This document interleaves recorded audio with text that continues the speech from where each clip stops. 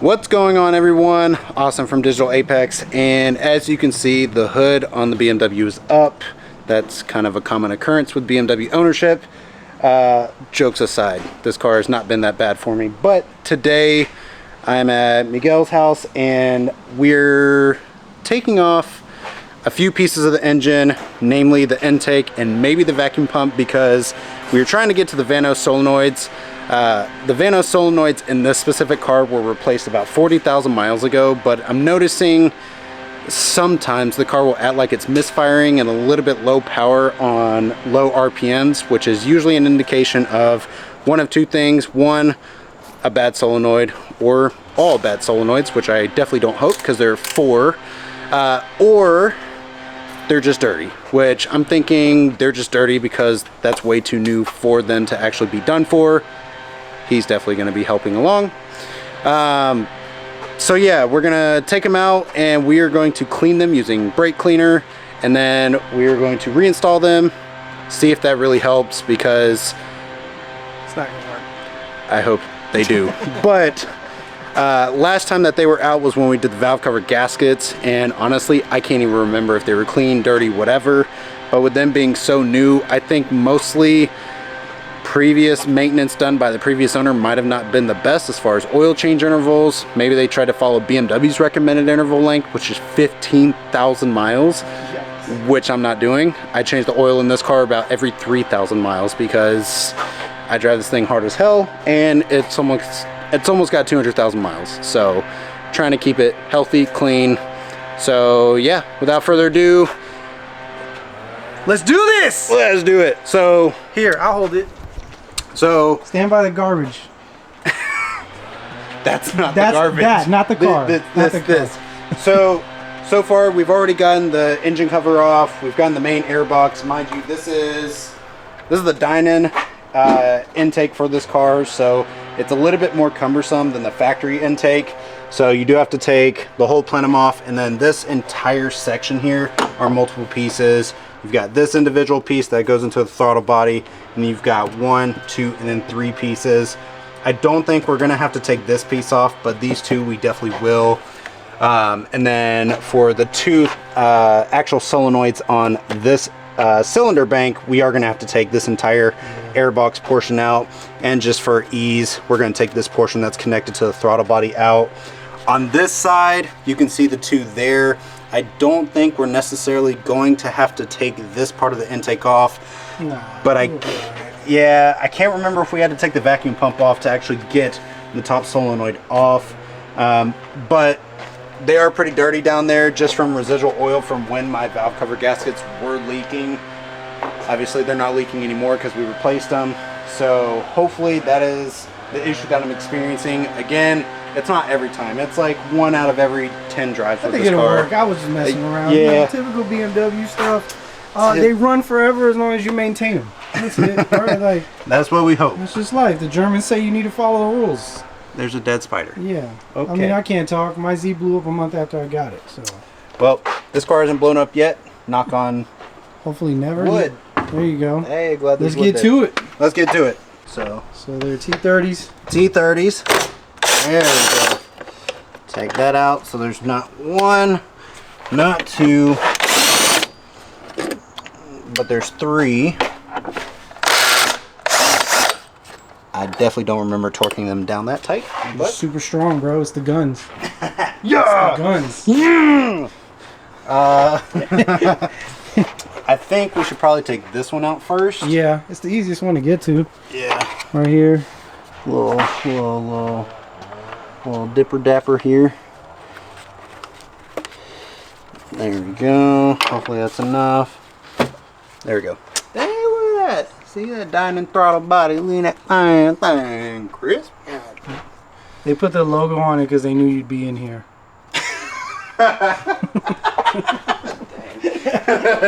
That's funny. Word to the wise, if you do have the Dynon intake, after some mileage, this material, the heat wrap, starts to get all, what is the term, fringed, and it'll actually come off of the actual carbon fiber intake tube itself. These, when we did the valve cover gaskets, I actually used super glue and glued them back down. But you can see like there's random pieces that are still trying to come up, and if you do this without gloves, your hands will feel like absolute hell because these things will stick you, and it's very annoying. So it's glass. Yeah. So separating these two pieces, taking the middle one off. Good. And then, so there are these bolts that are here, and they will have a washer nut or lug nut, whatever you want to call it, underneath that you would screw down. I'm gonna be honest, I was really lazy and didn't put the other one back on because I lost it somewhere when we took the valve covers off. Don't be like me. In the Z world, we call that making it easy to maintain later. It seems to be the case here. Yeah, it's a nut delete. It is absolutely treacherous to do. This piece here is really annoying to separate, but I got it. There you go. So we got this piece off, and then that other piece will come right out. There we go. Annoying as hell. See? That was so easy. Yeah. Do you have super glue? No. Well, oh well. Let's see. How many pieces are to this intake alone? So there's one. That's one whole piece. 2, 3, 4, 5, 6, 7 if you include the filter. I actually think it's good that they split it up because it would have been such a pain if it was one long piece. Fair Can you point. imagine having to get all that out? That'd be annoying. So one thing I can appreciate about this engine versus a lot of the inline 6s from this era BMW, even newer BMWs, is that there is actually quite a bit of space to work here. I mean, when we replaced the belt and some of the pulleys, I mean, we didn't have to take anything else out. I mean, there's tons of space back here. Yeah, which is crazy, but that's just, you know, in part because BMW likes 50-50 weight distribution. You can see how far back this V8 sits. I mean, I'm pretty sure this is directly over the front axle. Yeah. Yeah. You can see it from here. It's like right over the front axle. Yeah. So, and it's a aluminum block and everything. So, I mean, it's a quote unquote lighter V8. So, yeah, it's pretty sweet. So, we got both areas open. I don't know if you'll be able to see it, but the Vanos solenoids on this bank are going to be down here. From what I remember, the bottom solenoid, you will need to take underneath this pipe, which, yeah. Fun times. Yep. Let's do the easy ones first. Yeah. So it'll help our confidence. There is no confidence in working on a BMW. Unless it's like 90s, like an E36 or something. Man, I can't remember which way these things go. Because I don't want to...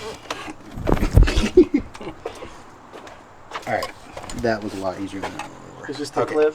The clip, yeah, because I remember last time one of the clips was so caked on with oil that I actually like yanked it off and it fell underneath the car and I didn't find it until like a couple weeks later. You so yanked it off? I did. I yanked it off. I went yoink. I'm a righty-tighty, lefty-loosey. Or if you really want to dumb it down, just read what it says on it.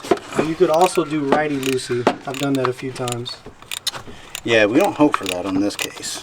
That would probably mean a bolt stripped. Mm-hmm. Righty-loosey means you broke the head off. I don't want to do that. Okay.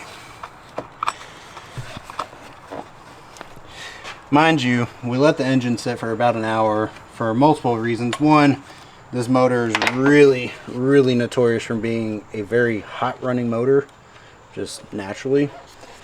But also with the Vanos solenoids, because they, you know, let oil pump through them, etc.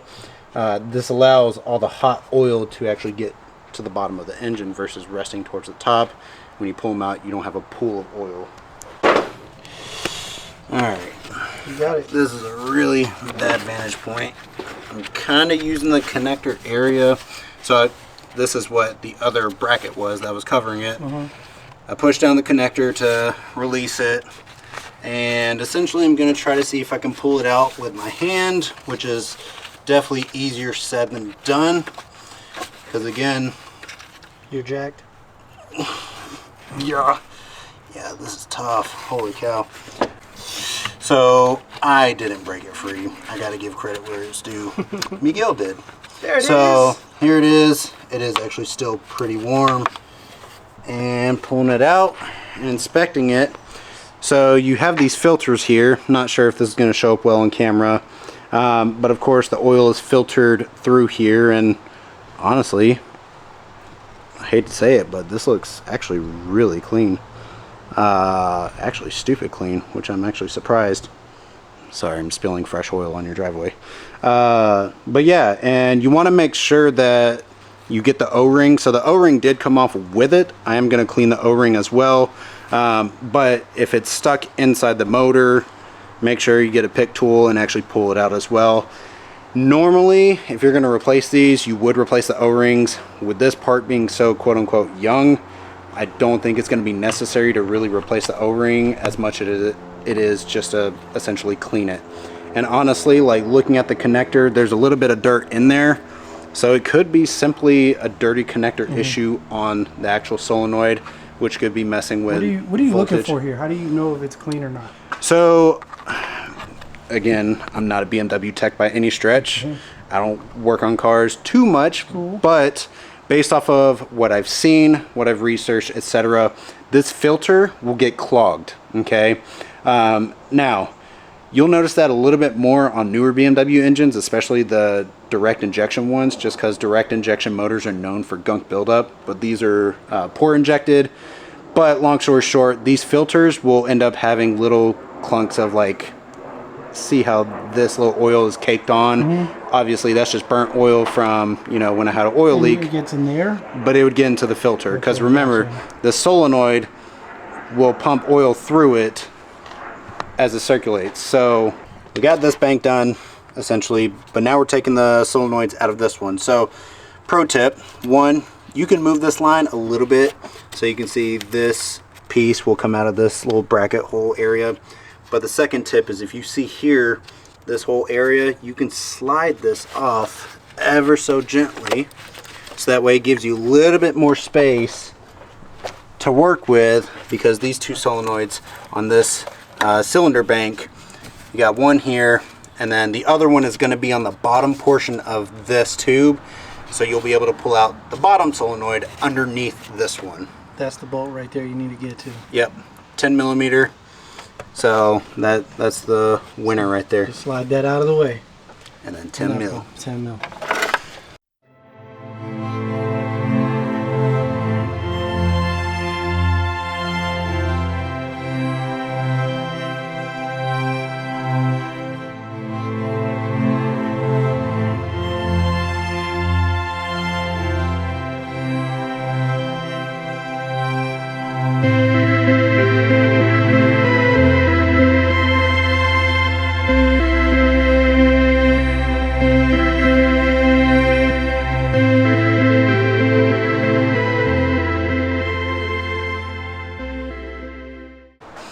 All right, so pro tip: the gloves I was using, that is a tongue twister, was rubber on the palm side and then fabric on the top side.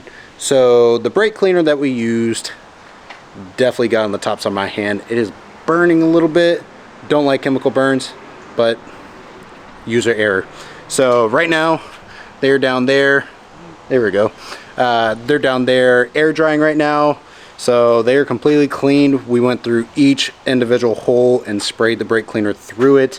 We did notice that a lot of the connectors were also really gunked up from residual oil back when my valve cover gaskets were leaking. So hopefully that is all the issue was, because outside of that, as y'all saw, I mean, they were pretty clean. So we're gonna install them shortly, turn the car on, and hope for the best. All right, so about 20 to 30 minutes have passed. Everything is dried out pretty much. The final thing we're doing now is just cleaning the brackets that actually hold the solenoids into the motor. After that, we are simply just piecing everything back together, and we are going to start the car and hope for the best. Hopefully it runs. Hopefully it runs.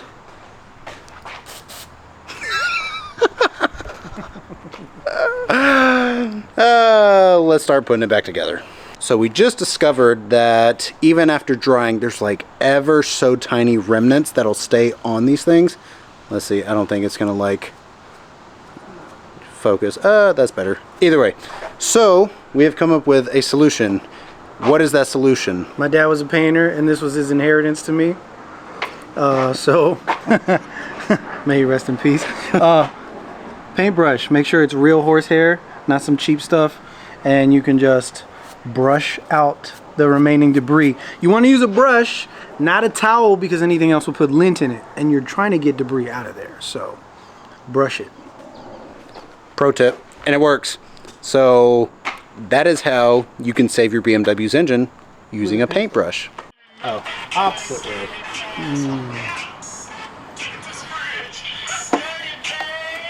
Did I take it out this way? Yes, I did.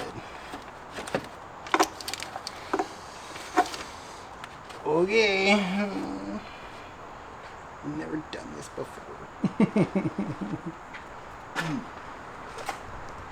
I definitely don't know what I'm doing. God, this thing is a pain in the butt. And I'm getting all negative.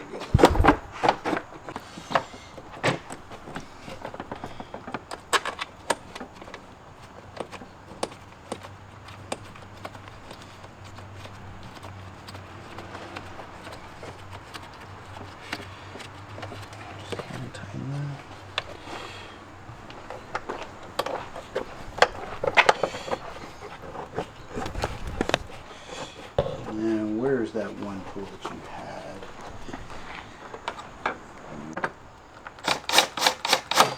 Right there, is it?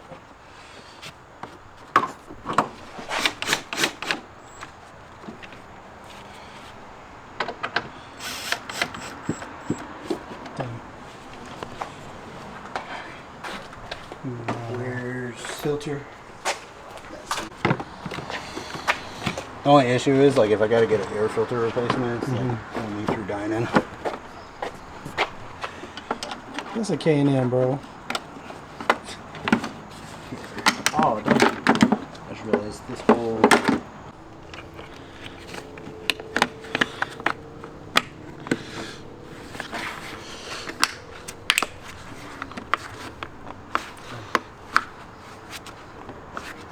Will it start? Will it blow up? Find out in the next episode of Dragon Ball BMW. I hope we didn't get those clips wrong. I'm gonna put in accessory mode for a little bit. Let things kind of initialize. Ready? Let's go.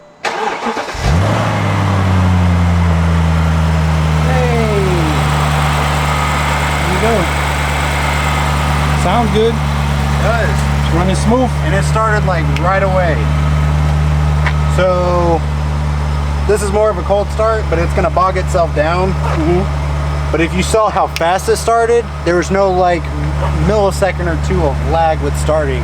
And that's definitely a sign of clogged solenoids. But what I'm gonna do is when it bogs down, so you can see it's bogging down a little bit here. Warm now? I mean, the engine should be warm. I mean, it's only been off for maybe about an hour and a half, 2 hours.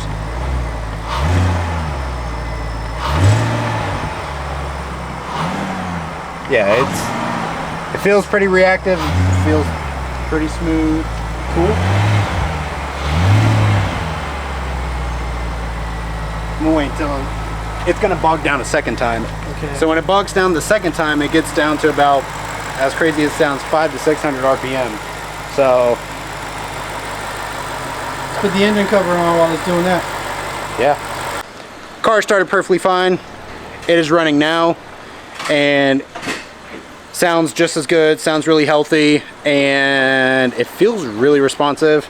Granted, I'm obviously gonna find out when I actually drive this thing. Right now I'm just letting it idle, but yeah, kind of a time-consuming process. First time I've ever cleaned the solenoids, but it went smoothly, definitely with his help, because so easy a caveman can do it. So easy I can do it. That's don't listen to him. He's been working on cars far longer than I have. He's done half this shit, so that's an unfair advantage. I mean, shoot, he's building out his entire engine on a Z. So that takes the cake on that. Is there anything you want to ask regarding the Z just yet? Nah, man, today's about you. Today's about me. By God, it's a selfish day.